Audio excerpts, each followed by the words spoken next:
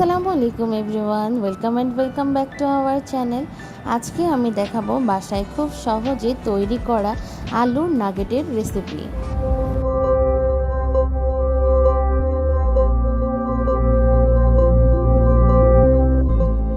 প্রথমেই ঝাল আর পেঁয়াজ তেলে ভেজে নিচ্ছি আলুটা ভর্তা করার জন্য। কেউ যদি চান তাহলে কাঁচা পেঁয়াজ কাঁচা ঝালও ইউজ করতে পারেন, বাট নাগেটের মধ্যে আমার মনে হয় ভাজি পেঁয়াজটা দিলেই বেশি মজা লাগে, এই জন্য আমরা এইভাবে করে নিচ্ছি।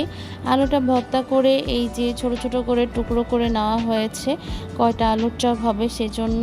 আর এখানে ছিল ব্রেড ক্রাম আর ময়দা আর কিছু চিকেনের কুচি নিয়েছিলাম।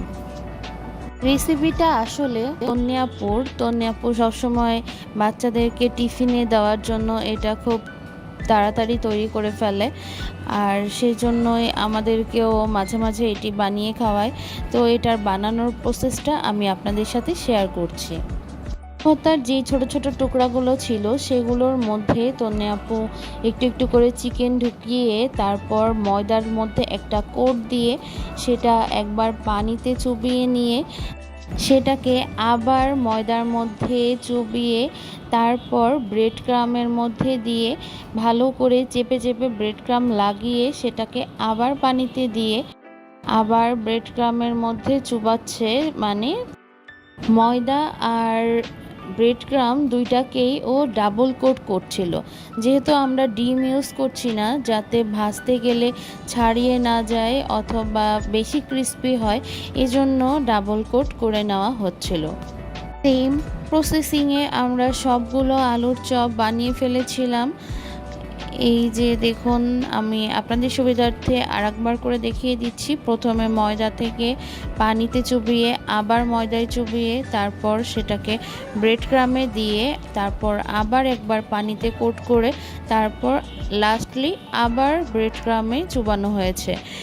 খুবই ইজি ব্যাপারটা, করতে গেলে খুবই দ্রুত করা সম্ভব।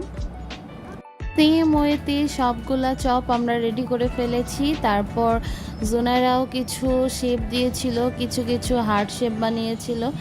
এরপর হচ্ছে ভাজার পালা। সো আমরা চুলায় তেল গরম করে তারপর নাগেটগুলা সব দিয়ে দিচ্ছিলাম।